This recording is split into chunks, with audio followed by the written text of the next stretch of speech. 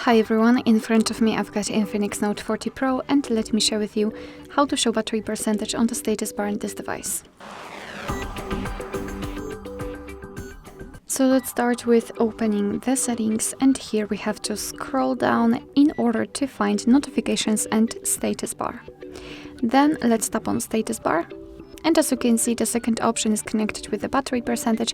In my case, it is turned on. However, if you've got it turned off, simply tap on this switcher. And as you can see, your device will immediately display the exact battery percentage inside the battery icon. Unfortunately, we do not have any other options to display the percentage. However, it is still quite nice. If you want to, you can turn it off just by tapping on the switcher again.